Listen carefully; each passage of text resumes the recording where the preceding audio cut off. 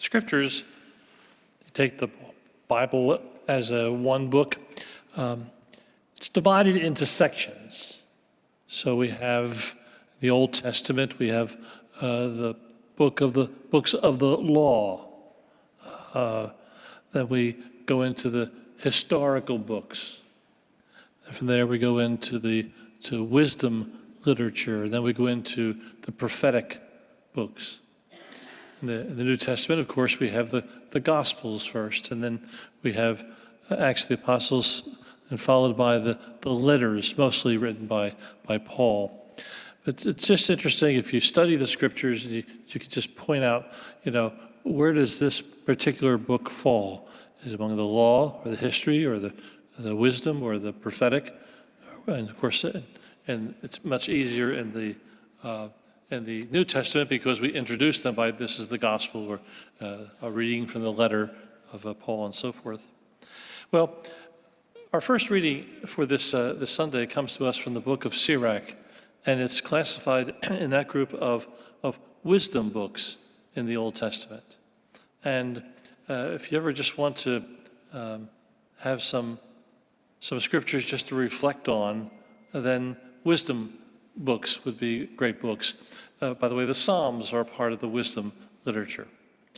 But the theme that we find in the wisdom books, and in particular what we find in today's first reading from Sirach, the theme is that of being humble and conduct your affairs with humility, the author tells us. And then it just happens that the second reading from the letter to the Hebrews also speaks about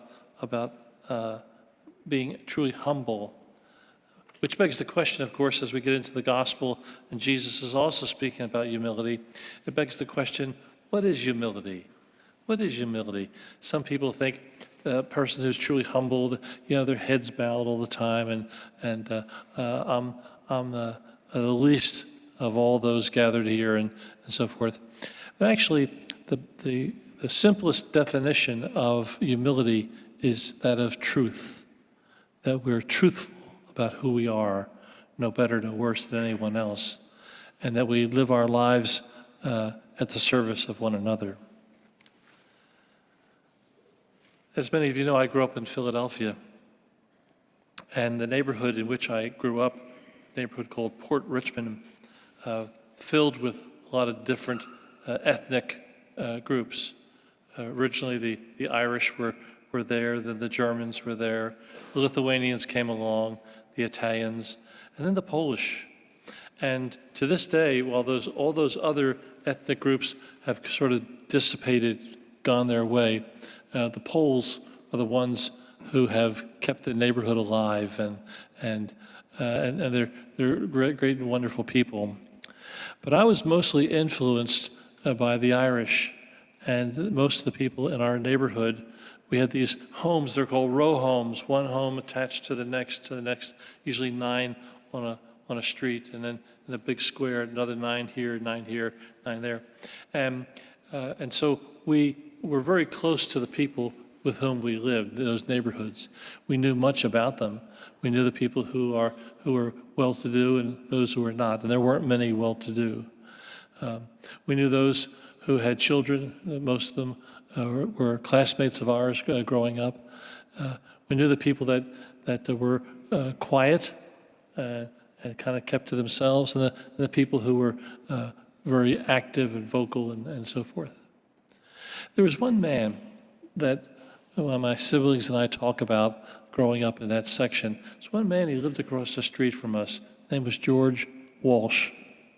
Now, I mention him because all my siblings and all my friends who lived in that street, that neighborhood, would say the same thing about Mr. Walsh.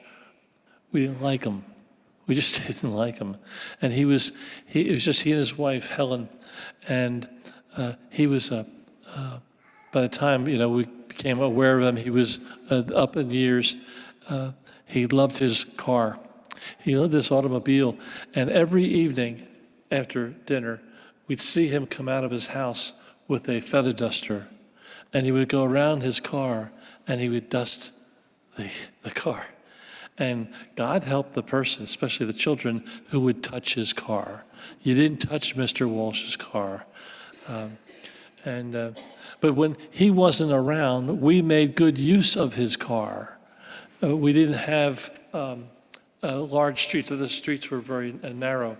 But we would play what we called stickball, which was our own version of baseball. And we would have a mop stick that we would use as the bat. And we had these balls they could buy at the corner store. But the one thing that we lacked in that neighborhood was we didn't have bases, as you'd see in a baseball field. And so what I remember about Mr. Walsh's car was that the handle on the driver's side was second base.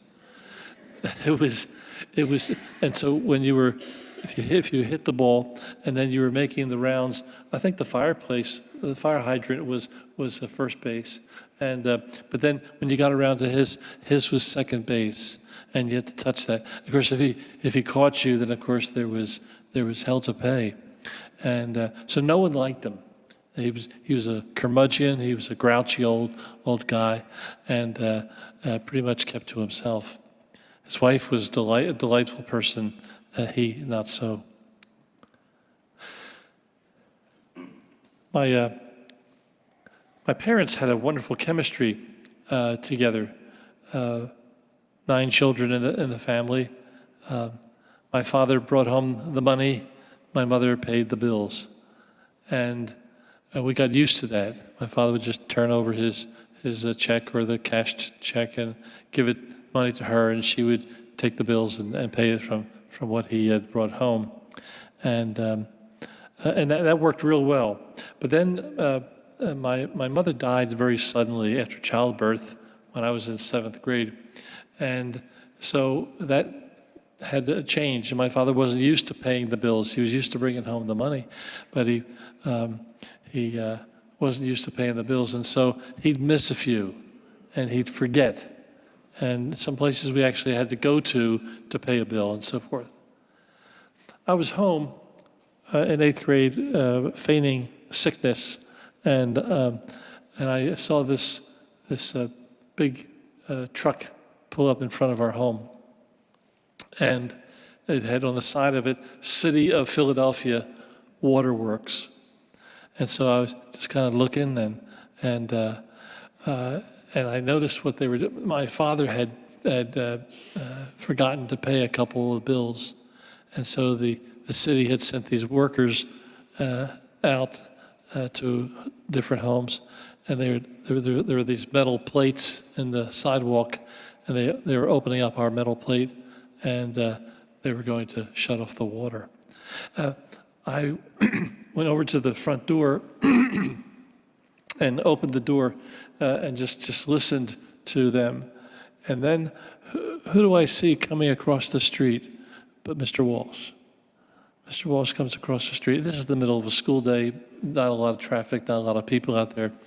So he comes over and he starts talking to the 2 workers from the city waterworks. And he said, "What are you doing?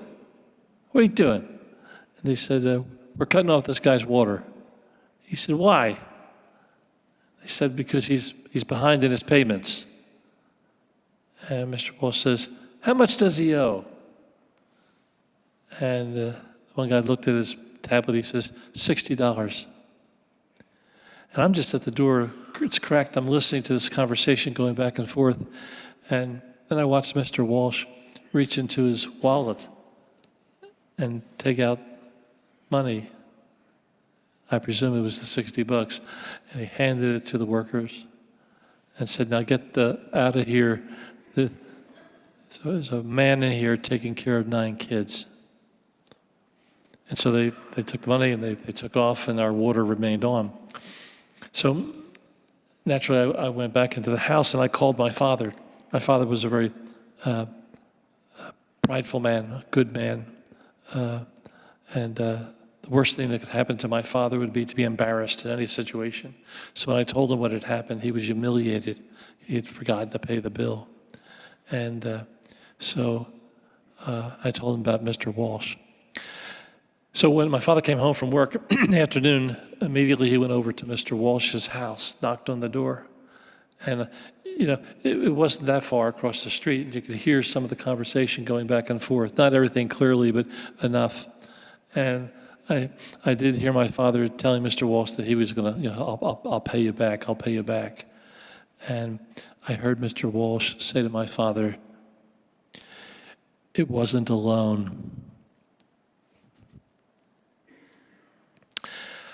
I saw Mr. Walsh in a whole different light after that he gave of his wealth to ensure that we had water in our home. And I always remember those words that he said to my father, it wasn't a loan. He wasn't expecting a repayment. Our scriptures talk about, repaying those who do good for us. And I think these scriptures just remind us of how we treat those around us who don't have what we have, people who don't have the resources that we have, don't have the extra cash that we might have. And I think these scriptures are a reminder to us that there are so many people around us who are in need for whatever reason.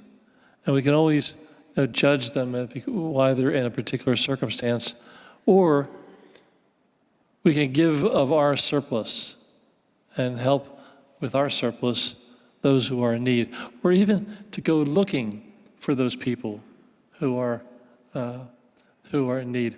I was visiting a priest friend of mine. He was my predecessor at the church in Little Rock. He lives now in Albuquerque. And so I was out visiting him, and we stopped at this intersection.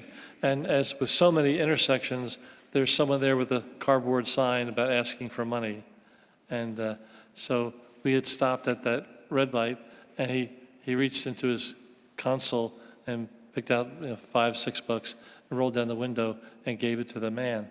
And I'd never done that. At least I never did that up until that time.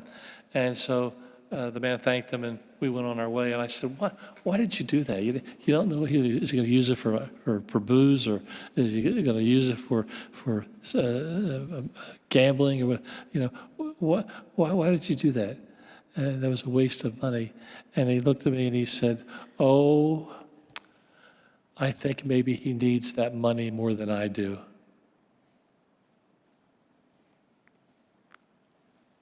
How many times have we been asked to help other people? How many times have we been in the presence of someone who needs it more than we do?